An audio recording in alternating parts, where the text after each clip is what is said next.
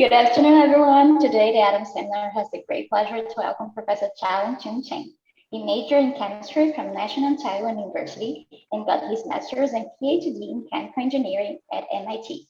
Professor Chen currently works as a professor at Texas Tech University. He is known for developing the Electrolyte NRTL activity coefficient model for electrolyte thermodynamics. His research interests include molecular thermodynamics, thermophysical properties and fluid phase equilibria, process modeling and simulation, petroleum crude characterization, hydraulic fracturing and flow-back fluids, CO2 capture systems, energy storage systems, and pharmaceutical solubility modeling. He has written over 120 publications and book chapters and holds 18 US and international patents. So once again, welcome Professor Chen. Thank you so much for being here, and please feel free to share your screen and start your presentation.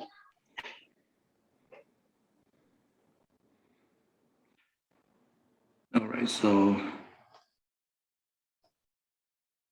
should I share my screen again? Okay, I'll do that.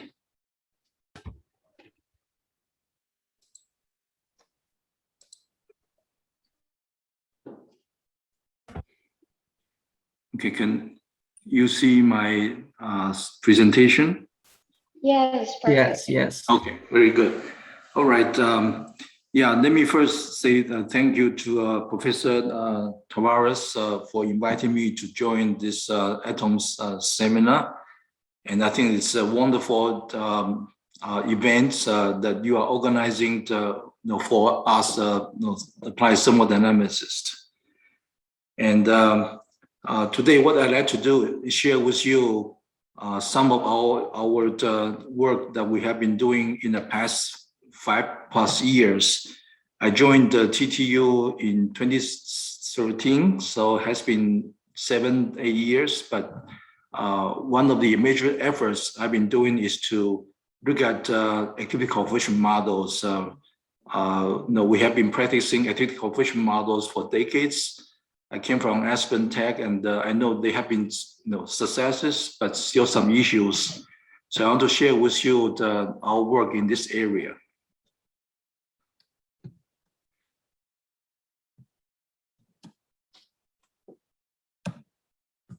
Okay, let me see how I advance the slide.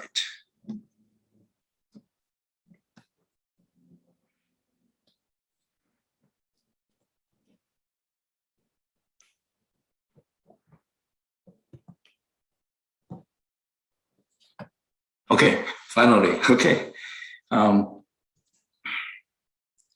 So again, we as a thermodynamicists, we know the importance of fluid phase equilibrium calculations, right?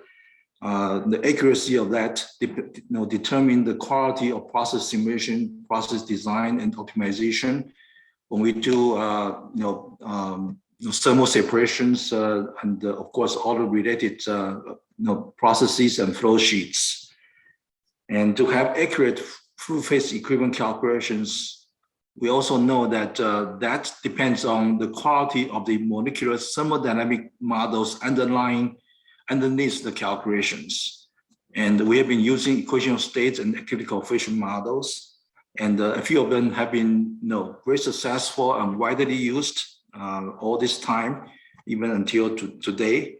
And they are meant to accurately capture experimental data, okay? But more importantly, they are meant to allow interpolation and extrapolation to regions where data are not available. And most importantly, allow us to do calculations for multi-component systems, because there's no way we can measure all the data we need for multi-component systems.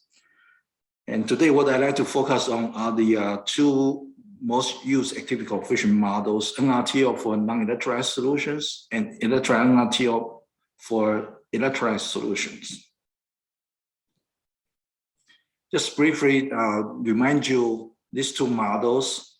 NRTL model, of course, accounts for the short-range molecular-molecular interactions based on the two-fluid theory. It has the so-called binary interaction parameters to characterize the, again, the van der Waals interactions between two molecular pairs. While for electron NRTL model, it adds to it the NRTL model, the long-range electrostatic ion-ion interactions based on the Pitzer-Debye-Huckel theory. But in that theory, there are no interaction parameters, there are no adjustable parameters involved. And then given the NRTL model and the Pitzer-Debye-Huckel expression, of course, we can then calculate activity coefficients and then all the related thermodynamic properties. But the key to use of the successful use of the two models are the accuracy of the binary interaction parameters tau IgA. Okay. So what I'd like to share with you today are some of the recent successes in terms of the use of the two models, and also share with you the issues we all know about these two models and how we have been working to overcome those issues using the association-based models for it. And I will share with you the model formulation for the association models, how they apply to non-electrolyte systems and electrolyte systems, and then I'll give you my conclusions today. So again, we know the quality of the predictions from NRTL depends on the quality of the tau, the binary interaction parameters tau IgA. And again, we rely on data to do that. But one, I think, very interesting accomplishment that we did in the last few years is to, in fact, show that the tau IgAs in NRTL model can be directly related to liquid structure parameters. We did a thorough statistical thermal analysis. And as many of you know, people have been questioning that NRTL models are at best semi-empirical and the formulations are questionable. But again, we have been able to show the tau IgAs, in fact, are related to liquid structure parameters that can be calculated from molecular simulations. We show that can be done not only for non-electrolyte solutions, but also for electrolyte solutions as well. So what that means is that if we have accurate force field models for the species in the solution, from that we can predict the potential mean force, species diameters, and the domain radius of the first neighbor clusters. And we show that in fact, from molecular simulation, we can estimate the tau IgA parameters for NRTL, and we show that those parameters often give qualitative or sometimes even better semi-quantitative prediction for the fluid phase equilibria of the systems we are interested in. So I think that's very interesting that I'm happy to share with you. Another major accomplishment we did was to develop the first and only validated electrolyte thermodynamic models for high salinity produced waters. I'm now based in Texas and in the oil field region of US. And this produced water issue is a dominant issue for our alumni and the industry here. And we know there have been models developed for produced waters, but only at room temperature. With this work based on NRTL, we developed a comprehensive model with temperature up to 200 degrees C and salt concentration up to saturation. So it's a complete model, covers all the phase equivalent properties, calorimetric properties, and most importantly, it predicts salt solubility. And the work is still ongoing. We are extending the work to cover bicarbonate and carbonate ions. I show here some of the predictions. These are predictions from tau IgAs, and of course, the salt parameters for the crystals. Again, traditionally, people are only able to predict solubility at room temperature, but we have been able to show the predictions are at least qualitatively correct or even better for various produced water systems. . Okay. Now I want to move on to the issues. Again, we have been using NRTL and electron NRTL in wide variety of industrial applications, but we know there are issues. Some of them I'm sharing with you here. Say in a ternary system of methanol, normohexane, and cyclohexane system. If we look at the binary systems here that involves associating components, in this case methanol, then NRTL does not represent VOE and LOE simultaneously. If you try to fit the VOE data accurately, then it will fail for LOE. Likewise, if you fit LOE data, it will not give you correct prediction for VOE. If you try to fit both of them, then neither VOE or LOE could be captured exactly. And what that means is that in practice, we rely on two sets of NRTL parameters, right? One for VOE and one for LOE, and that has been a problem. And another problem we know is that for the same system, after we identify binary parameters, tau IGs for the binary pairs, from the binary pairs, we rely on NRTL to do the predictions. But in this case, predictions are questionable because the presence of methanol is self-associating. And you can see that for this ternary system, at the room temperature, the prediction of the two liquid region is still reasonable, but as temperature is rising, then the prediction is completely off. As we can see, the data shows most of the two liquid region has disappeared, but the model will not be able to capture that.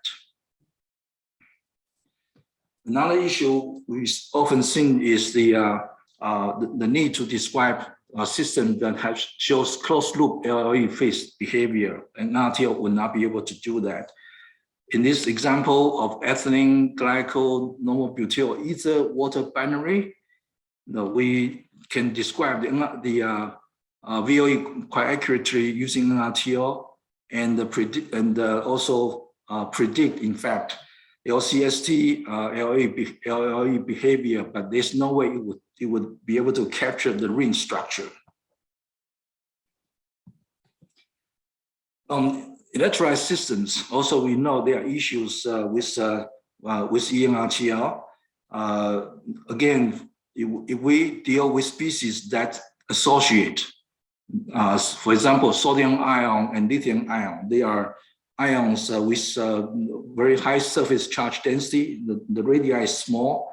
And when we deal with properties of them, we represent the data well at low temperature, at low concentration, but then the extrapolation to high concentration will be questionable. Okay, although the trend is correct, it reached a plateau, but it will not be able to predict exactly the data. This is the example for sodium chloride. For lithium chloride, it's even a stronger or higher surface charge density ion. The situation is a lot worse. Again, you can capture the data well at low concentration, but extrapolation to high concentration completely fails. By the way, I should mention that with a piezo model would diverge at high concentrations. Okay. Again, we know the issue. That is, neither NRTL nor electron NRTL capture association phenomena. Okay, and that association is due to the presence of electron donor and acceptors present in molecules and in ions, right? For example, with cation, it's an electron acceptor. With anion, you have you have high electron density there, and they are electron donors. And because of that, the molecules would have a self-association, that water, or cross-association, that water methanol binary, or in fact, combined self-association and cross-association when you have, again, water methanol binary system.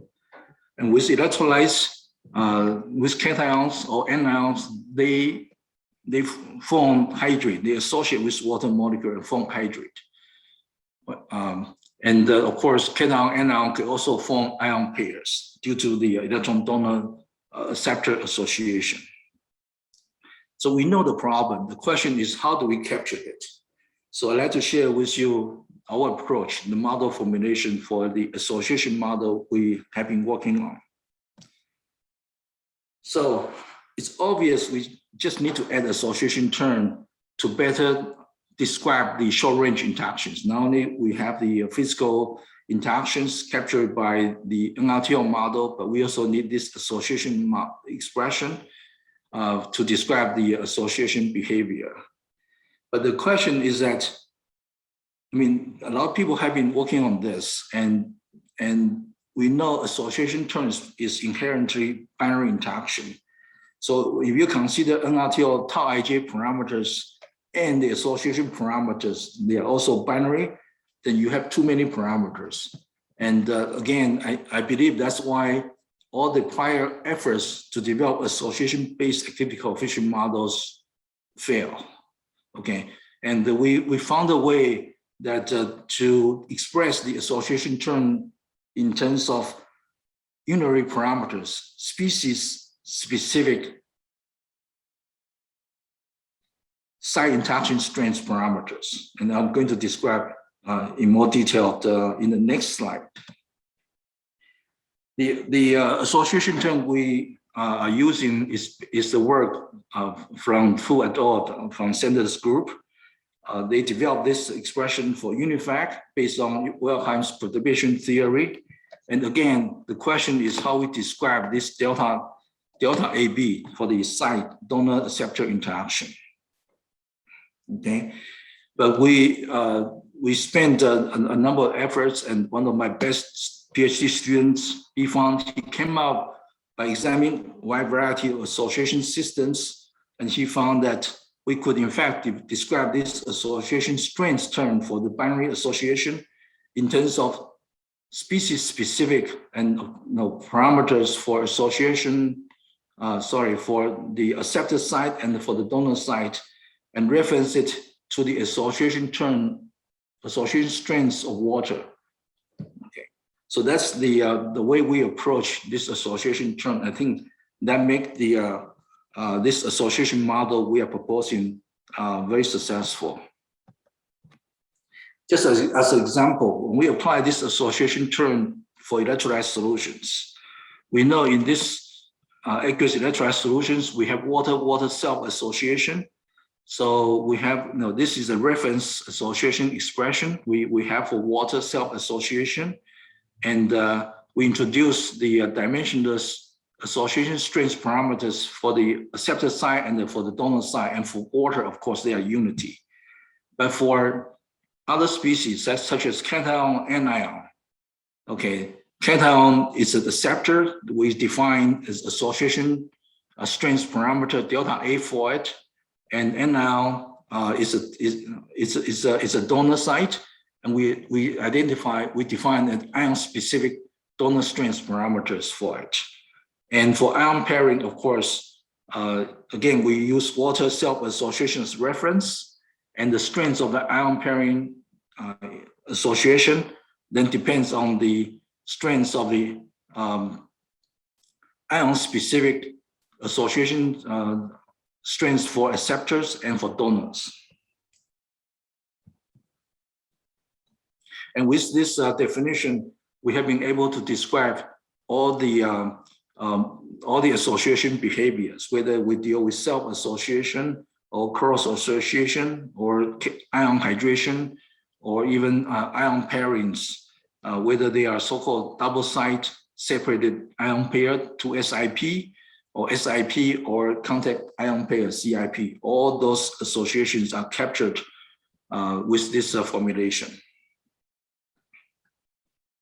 Next, I want to show you the impact, the results of this approach for non-electrolytes and then for electrolytes. Okay. So with this model, the model parameters again involve the tau ij binary interaction parameters between the molecular and molecular electrolytes. But of course, we also have the delta A for the acceptor strength parameters, and then delta D, the donor site strength parameters.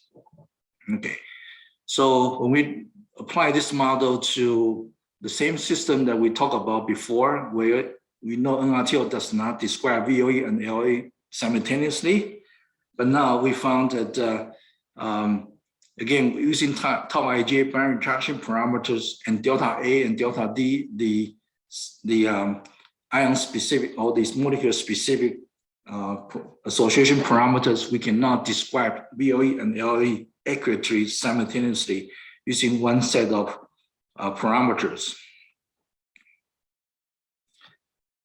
And most interestingly, when I saw this from the students' report, I was shocked. They actually predict well the ternary systems as very well, and it described the collapse of this two liquid region for the methanol normohexane cyclohexane ternary system using parameters identified from data for binary systems.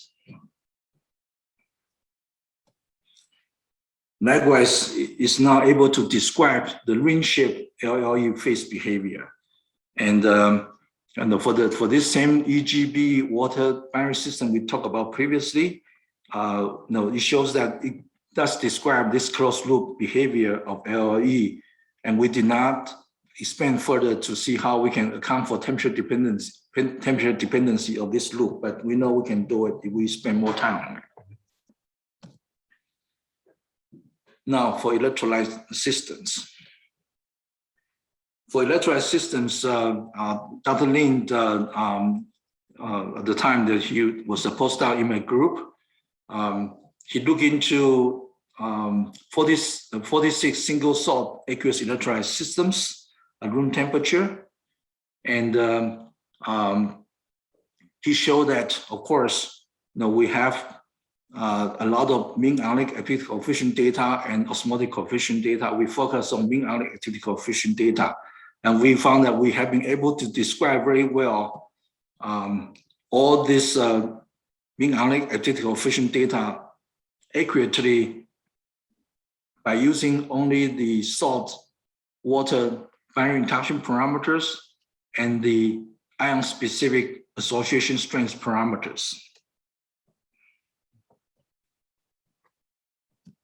And this slide actually is an outstanding slide he prepared. He shows that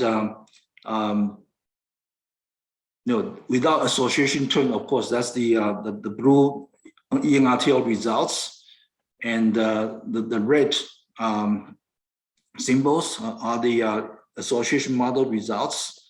And for non-associating electrolytes or ions that do not have strong surface charge density, that they don't really associate, the difference between NRTL and association model are minimal. That means the tau IJ in NRTL model are able to describe those non-associating electrolytes. However, for electrolytes involving ions with very high surface charge density, like lithium ion, hydrogen ion, calcium ion, and magnesium ion, then the difference is tremendous. Association model provides tremendous improvements over the results for NRTL. And also, from the mean ionic activity coefficient data, we are able to identify the association strengths of each individual ions. And we found that the association strengths, delta, again, is highly correlated with the ion size. Of course, the smaller the ion size, like magnesium or lithium ions, that means higher surface charge density, right? And of course, also with double charged cations like magnesium, it means higher surface charge density over lithium as well.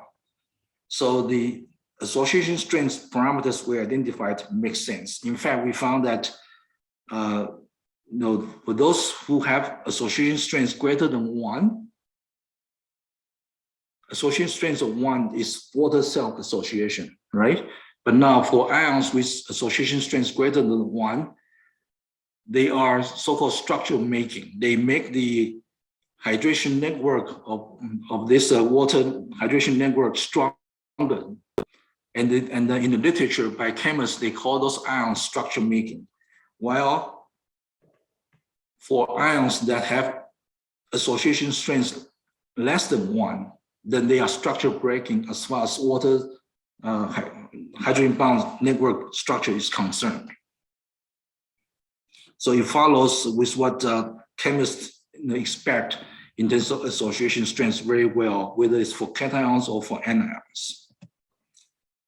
And again, we know for lithium chloride, association is dominant. Indeed, if we look at the activity coefficient calculated from the association model, we show that association current contribution to activity coefficient of salt is dominant. That's the red line showing on the figure on the left. And then on the other hand, activity coefficient of water, the association term again is the largest contributor, but it's negative for the long gamma of water. Those association contributions are much stronger than that from the NRTL term or from the PDH term. Now, we are very happy to see that in fact described for the first time lithium chloride mean ionic activity coefficient exactly, and that's shown in the blue line in the figure. While the black dashed line is the results of the NRTL. It's clearly association model outperformed tremendously over NRTL. Equally important, we see that when we deal with lithium ion, but with different anions, we can for the first time explain why activity coefficient would drop with the strength of the electron donors.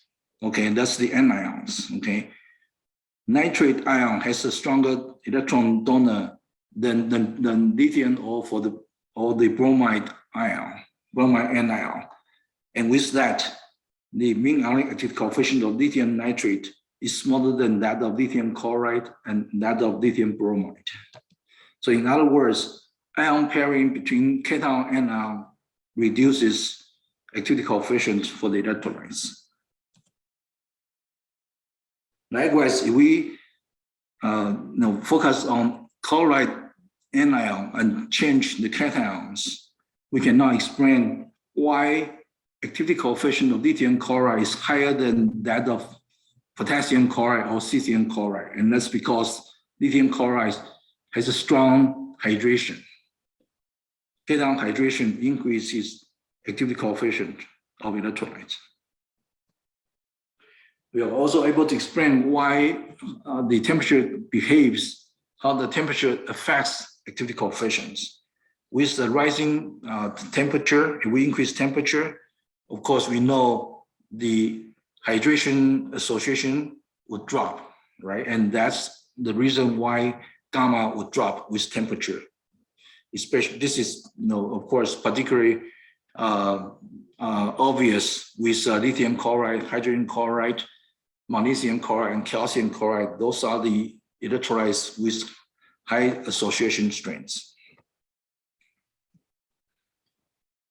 We also show that, in fact, using this association model, there's no need to consider so-called electrolyte binary interaction parameters anymore. In fact, it predicts mean ionic activity coefficient for electrolytes in mixed electrolytes. In this case, we showed how activity coefficient of HCl behave versus HCl concentration in the various binary salt systems, HCl with lithium chloride, HCl with sodium chloride, okay? And as we change HCl concentration, activity coefficient of HCl will change even though we maintain the total electrolyte ionic strength is 6. And again, the model, in fact, just predict the behavior without the need to introduce additional electrolyte parameters.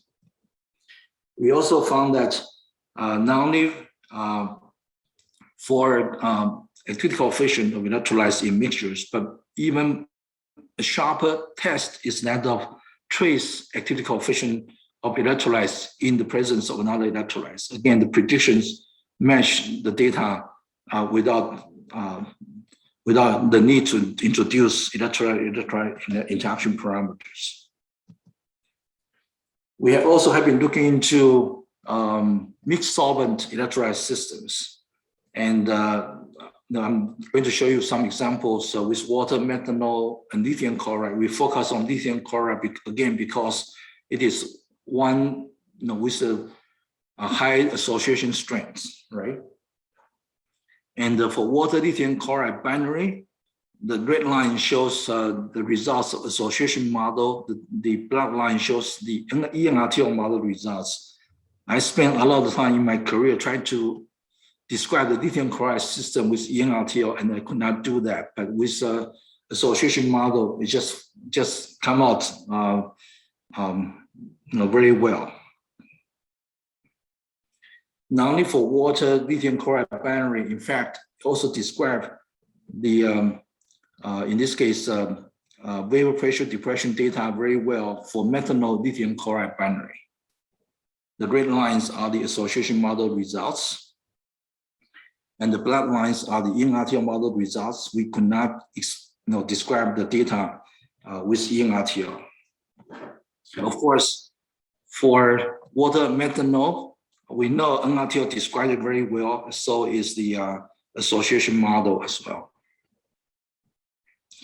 But most importantly, we want to see whether the model could predict the behavior of the ternary system from how IGA's binary parameters we identified from binary system data. And we found that NRTL fails. I mean, we know lithium chloride highly associating, and we expect NRTL to fail. And what's interesting is how it fails, right?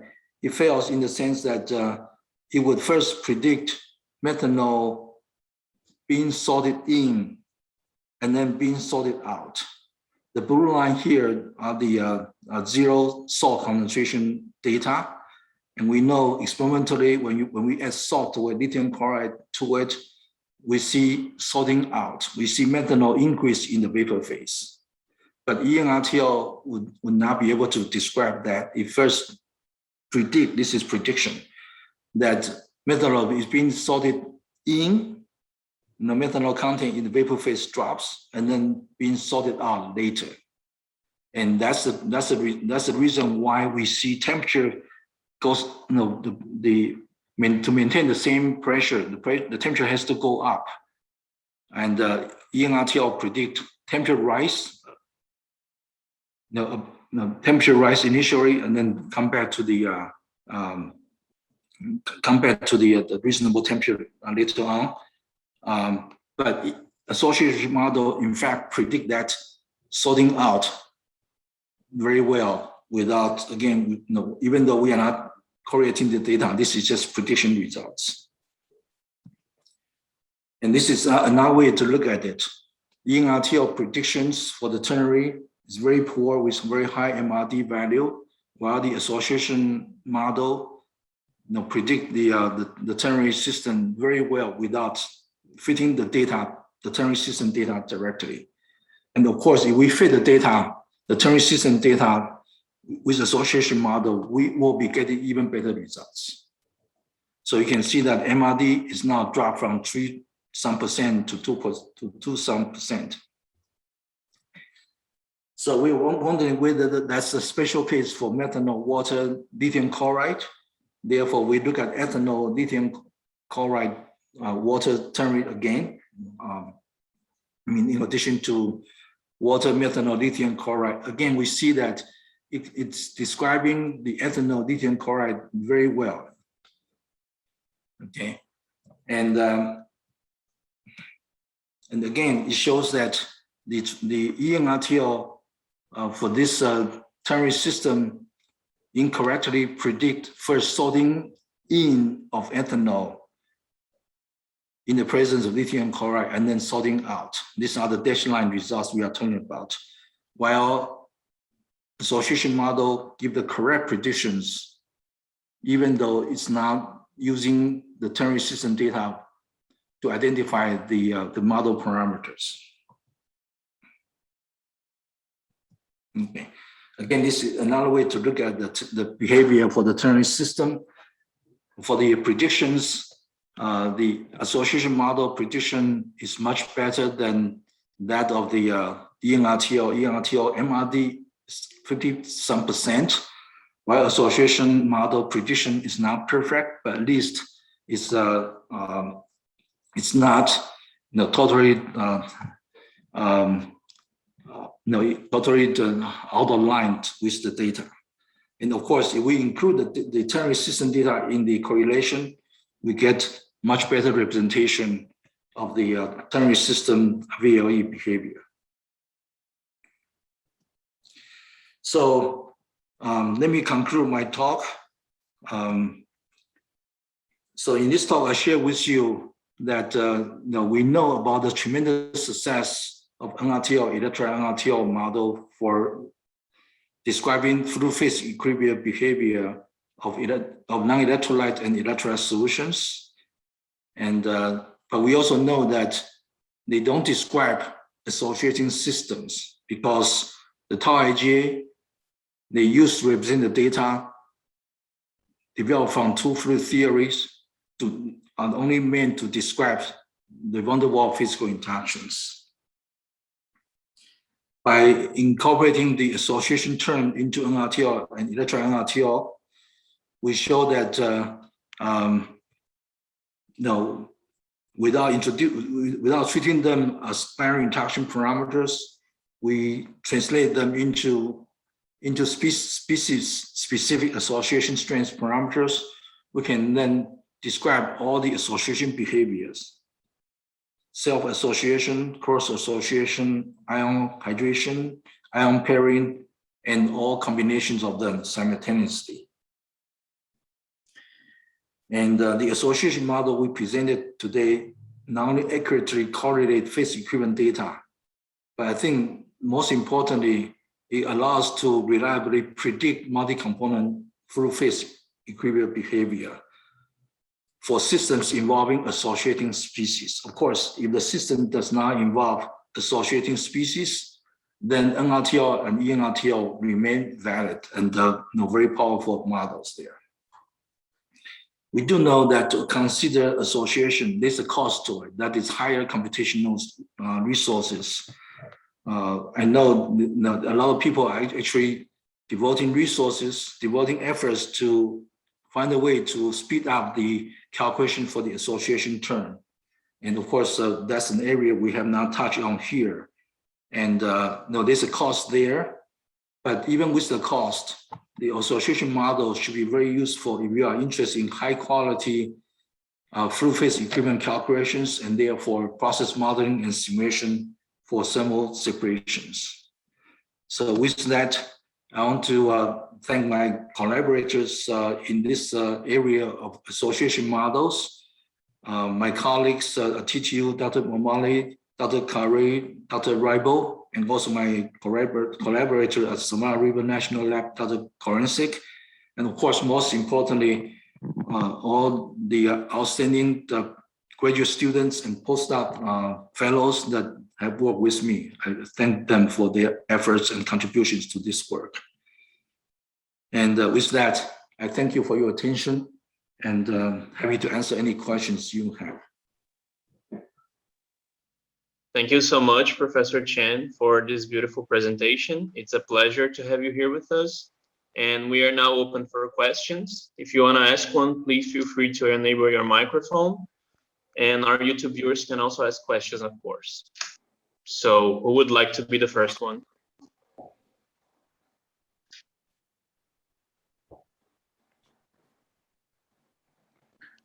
Can I ask a question? Sure, go ahead, Professor. Chau-Chen, excellent presentation. I'm really impressed by the results. For the case of water with sodium chloride, the change of the activity coefficient is non-monotonic. So you go from 298 around to 323, I think increasing, and then it decreasing, and then it goes increasing. Anyway, there is a maximum, the activity coefficient. Are you able to predict this behavior with your models?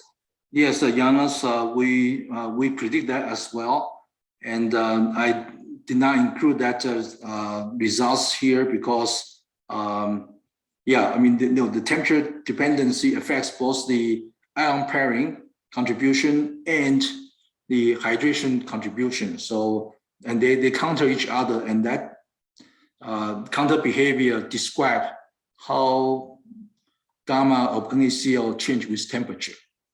Mm-hmm. And the second one, have you tried also to look at mixed salts? Yes. Mm-hmm.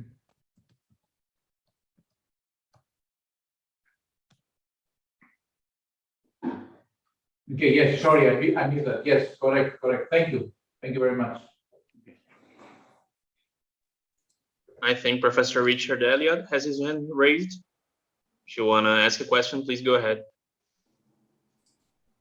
Yes, thank you. I had two questions. One is a little, maybe it's more of a comment than a question. So I've been looking at the local compositions that you can solve for from your radial distribution functions like you showed, but not for electrolyte systems, just for the non-electrolytes. And Sandler and Monson did some work around 1990, plus or minus a couple years, where they examined in good detail that local composition ratio with molecular simulation and the Ornstein-Zernike equation with mean spherical approximation closure. And what they showed was, and I'm just going to call that the MSA. So what they showed was that OZ MSA method gave pretty quantitative reproduction of their molecular simulations. And so that makes it a lot easier because you can just run this OZ MSA in like a minute. You can get any temperature, any composition, and then just compute your radial distribution functions and your local composition ratios and all that from, the results from the radial distribution function. What I found was that there's a composition dependency to the tau ij parameters. And so let me see if I can explain that. And I'll be happy to share the code with you and to discuss it later offline if you want. But I was just wondering if you ever see this. So the ultimate question is, should there be or is there a composition dependency to these the tau ij parameters? And if you're going to do that, how do you make sure you're not going to break any thermodynamic consistency rules? Well, let me just explain why I think this behavior happens. So if you plot that local composition ratio as a function of reciprocal temperature at and square well spheres are just hard spheres in the high temperature limit. So what you see is the dilute molecule will always try to hide inside of the solvent that it's in. And so its local composition ratio never changes as a function of temperature. It wants to hide at high temperature. It wants to hide at low temperature. And so if you plot that, it's just a flat line out of all temperatures. But the concentrated compound will change its local composition ratio as a function of temperature, because as you turn on the temperature, the attractive effects start to take hold, and they can choose, right? The molecules that are concentrated can choose whether they want to associate with or affiliate, let's say, not associate, affiliate with the molecule that it hates or a molecule that it likes. So that's why this ratio then is not temperature dependent for one of the compounds, but strongly significantly temperature dependent for the other compound. So you can sort of understand it from a hand waving argument that I've made, and then it shows up very clearly when you do the calculations. Have you encountered that, and what do you think about making tau ij composition dependent? Sounds complicated to me. Well, I remember when we submitted the paper to Jana's full phase equilibrium, the reviewers comment on this as well. Oh, okay. And we explained that we know the NRTL model, the local composition, of course, calculated for NRTL is not realistic. Okay, so we don't attempt to describe the local composition using NRTL, but rather we know the use of it, and we try to focus on explaining how tau actually related to that local structure calculated by molecular simulation. And that's why we presented this work that tau ij indeed can be related to the liquid structure parameters calculated from molecular simulation. And of course, that tau ij we calculated, we found that also to be composition dependent as well, as you touched on. Again, we have to come up with the argument why that tau ij is best represented in certain concentration in the infant dilution region that will best describe the tau ij. So a lot of the issues you raised are beyond the scope of our investigation. But again, we are trying to see how we can learn from molecular simulation to teach us how we can identify the tau IJs. In fact, even more importantly, what kind of tau IJ values we should be expecting for a given system, right? Because we know from data regression, even experimental data, we often have multiple solutions to the tau IJs, right? So at least molecular simulation would help us tell us which set of tau IJ will be the correct one. So we found that molecular simulation to be very, very, very helpful. So again, the purpose is not for us to step into the domain of molecular simulation, because this is a very simplified model, right? But at least we want to learn from molecular simulation what you could teach us about the tau IJs. Okay. Have you thought at all about what composition dependency you might assign to it? And so what I'm thinking about is the old Panagiotopoulos and Reed paper, where they just made the Kij composition dependent, and then they got into big trouble later with the thermodynamic inconsistencies. And right, we don't want to get into that investigation. We know our limitation and where we can contribute. Okay. Yeah.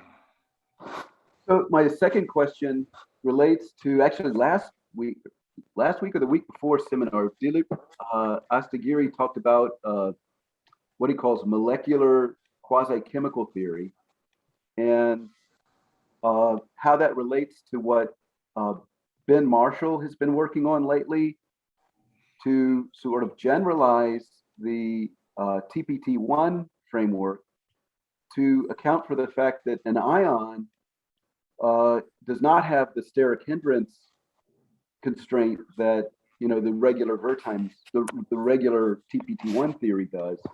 And so they both have different ways of generalizing that so that you can relax that constraint. But it sounds like you're kind of taking that into account by adding this unary parameter somehow. Are you familiar with what Ben Marshall's been doing, or what Dilip's been doing? And then no, I'm not familiar with that. Yeah.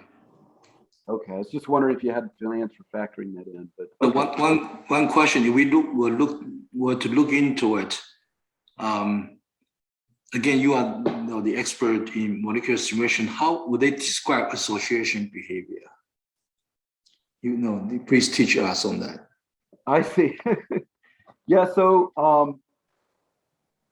probably the simplest way of making the generalization is through what Ben Marshall's been doing. And essentially what he does, he recognizes that as you sort of broaden the region of the association site. So think of these blister potentials on the surface that give you strong orientational dependence. So if you make that sort of a flatter blister, then it starts to cover a broader percentage of the surface of the molecule. And so then you can have two molecules associating at the same site at the same time. And so that's been Marshall's approach. Is then he says, okay, well, let's take into account TPT2 then. How is that going to change things? And then if you want to go all the way around the entire molecule, I think Dilip Astagiri's method is probably the one that does that the most straightforwardly. But I'm very unfamiliar. I've read his book, but it was a hard book. And I'm not very familiar with how to actually implement this method. Yeah, again, I was wondering how people describe even just the, people have studied water hydration network very well, and how they describe that hydration network. I mean, what's the force field model for that? Of course, that has been, I'm not in that field, so I don't look into detail of it, but so much to learn. So they must have a way to describe association, right? And then how do you generalize it, for the ions, where the association takes place in all directions, and you just touch on that briefly. But anyway, let's see whether other people have questions. Sure. Thank you. And it's a great talk. I really enjoyed the graphs that you showed are very challenging to represent, and it was really impressive.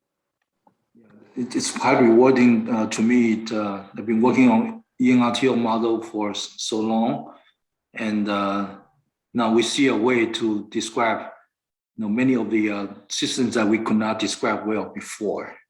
And for that, I thank my students and my postdoc for that. I think Professor Fred wants to ask a question. Yes. Chen, can you put in the slide that you have shown methanol, hexane, and other methanol systems? The you talked about liquid and vapor-liquid equilibrium at the same time. Okay. This one? No. Liquid and vapor-liquid at the same time. This methanol and this one, but with association. Association. Yeah. This one?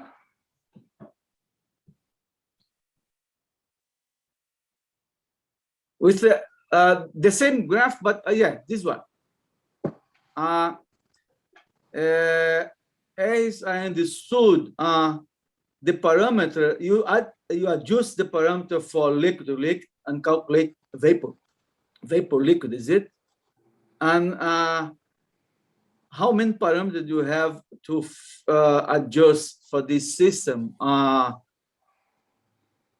Okay, so in this case, we fit.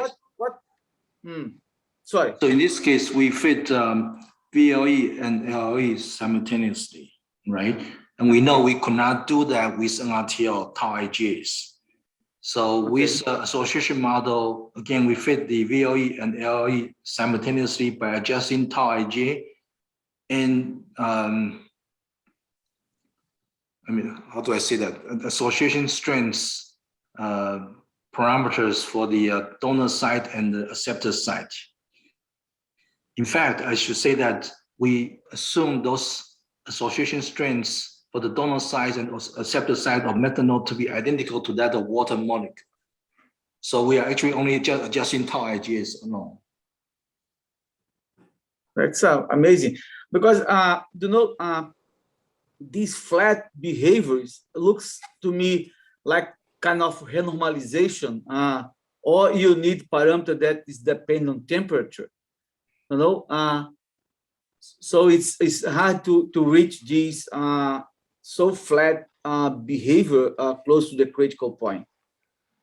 So that's by the way, well, no, I mentioned that we use water self-association as a reference association strengths, right?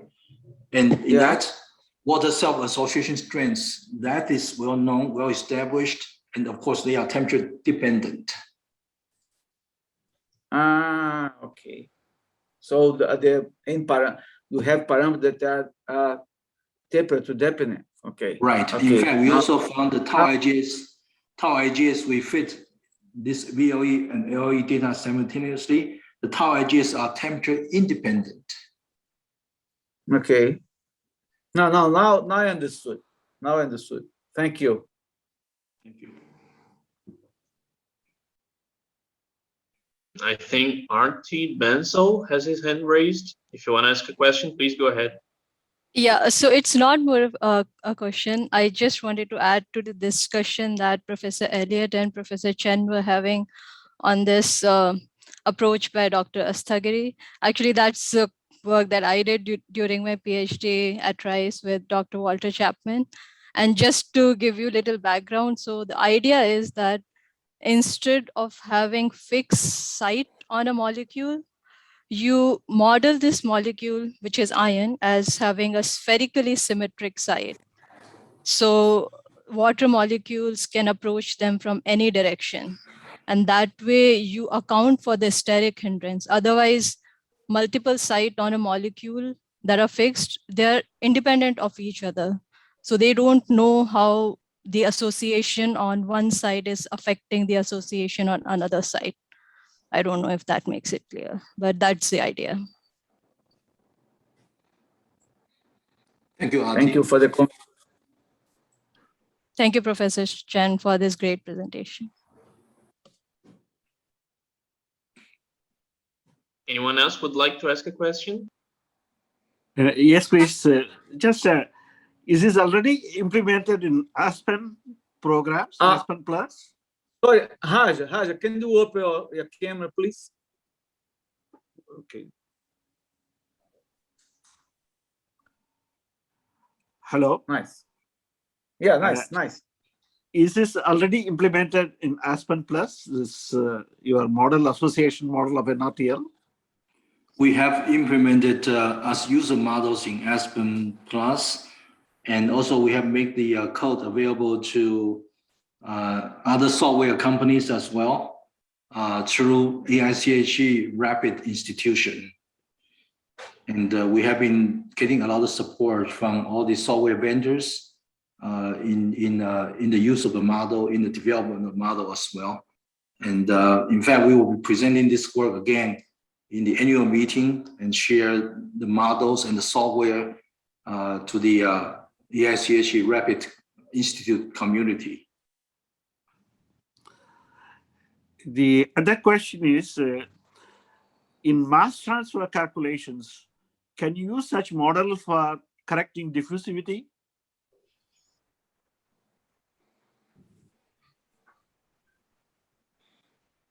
Or maybe Yannis, you can comment on that, or Professor Tavares, what do you think? I mean, here we describe, I think, very happy that with association term, it seems that it's able to describe the thermodynamic equivalent data very well. Now, for non-equivalent situation, of course, the first step is always to describe the thermodynamic situation first, right? But then the diffusivity, no, I have not touched on that myself, so I don't want to comment on it. And the last question is Aspen Tech still based on Plex-based data structure, or flow sheeting models? This is nothing to your talk directly. Yes, it has been using Plaque structure since its invention, right? Yes. Yeah, but no, over the decades, they must have improved.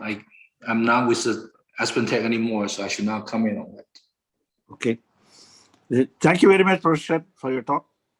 Thank you. Professor Richard, did you raise your hand again? Yes, I did. Please go ahead. Yeah, so I thought of one more question. So the this model that Cantor Georges has with he calls CPA. So it includes a Gibbs excess model for the mixing rule for the physical interactions, and it includes an association model for associating systems. Shouldn't that be able to do the same kind of behavior for like these VLLE systems for non-electrolytes? For non-electrolytes. So like this methanol cyclohexane system, the key ingredients are the association and the Gibbs excess mixing rule. Well, certainly the answer should come from their group. I expect them to be able to describe the self-association and cross-association. But when we were preparing the association electrolyte model manuscript, and people did ask us to look into how CPA works for electrolyte systems. And we took a look into it, and we found that, in fact, they did not consider hydrations or ion pairing. They missed that piece. Oh, okay. Interesting. Okay, thank you. Any more questions? Can I make a question? Please. Of course, go ahead. Thank you, Professor Chen. I would like to ask you to comment about using the association electrolyte NRTL model in solid-liquid equilibrium involving mixed systems. It presents a reasonable improvement over other models. For the association electrolyte model, I presented to you what we have done to date. Okay, we of course tried aqueous electrolytes. We are working on mixed solvent electrolytes, and whether we have solids or not actually is not a factor, because the electrolyte models are meant to describe the liquid phase, right?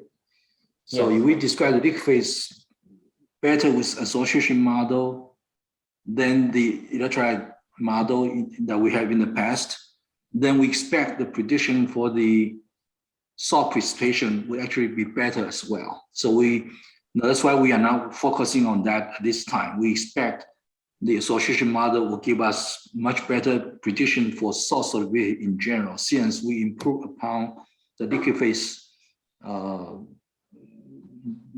description, right, with the association model. And again, personally, I feel very excited about this work, because for the first time we could describe lithium ion. And I know many of my friends and colleagues at Aspen and in the industry, they have been trying to describe lithium salt, and they could not. I mean, using electrolyte NRTL model, they could only describe it in a way qualitatively, but not quantitatively.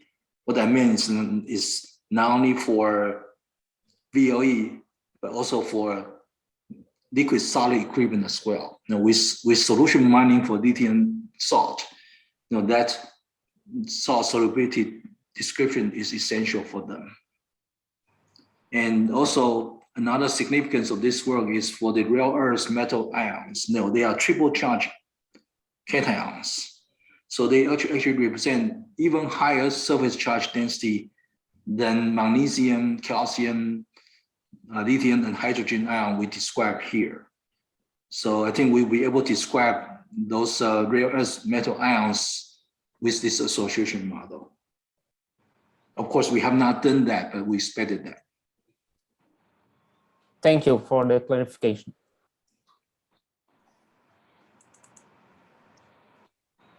Any more questions?